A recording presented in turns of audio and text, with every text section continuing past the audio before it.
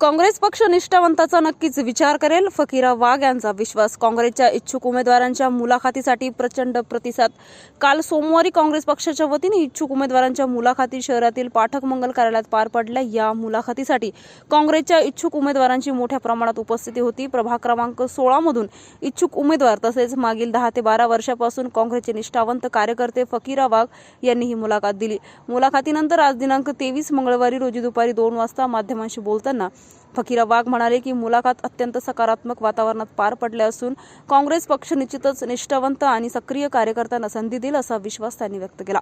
यावेळी बोलताना त्यांनी सांगितलं की नुकतेच काँग्रेसमधून भाजपमध्ये गेलेले माजी आमदार कैलास गोरंट्याल यांनी मोठ्या प्रमाणात काँग्रेसचे पदाधिकारी व कार्यकर्ते भाजपमध्ये गेल्यामुळे भाजपमध्ये तिकीट वाटपाच्या वेळी मोठा गोंधळ होणार असून त्याचा फटका भाजपच्या जुन्या निष्ठावंत कार्यकर्त्यांना बसण्याची शक्यता असून अनेक निष्ठावंत कार्यकर्त्यांमध्ये नाराजीचा सूर उमटण्याची शक्यता असल्याचे त्यांनी सांगितलं. फकीरा वाघ यांनी आपण मागील 10 ते 12 वर्षापासून काँग्रेस पक्षात सक्रिय कार्यकर्ता म्हणून काम करत असल्याचं सांगितलं.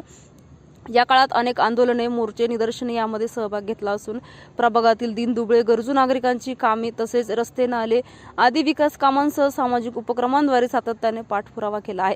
आमदार, खासदार तसेच पालिका प्रशासनाकडे निधीसाठी वेळोवेळी पाठपुरावा केल्याचंही त्यांनी नमूद केलं. मुलाखतीदरम्यान कोर कमिटीमध्ये काँग्रेसचे अनेक वरिष्ठ पदाधिकारी उपस्थित होते. ते निश्चितच माझ्यासारख्या सक्रिय व निष्ठावंत कार्यकर्त्यांचा विचार करतील आणि पक्षाकडून उमेदवारी मिळेल असा विश्वास फकीरा वाघ यांनी व्यक्त केला आहे.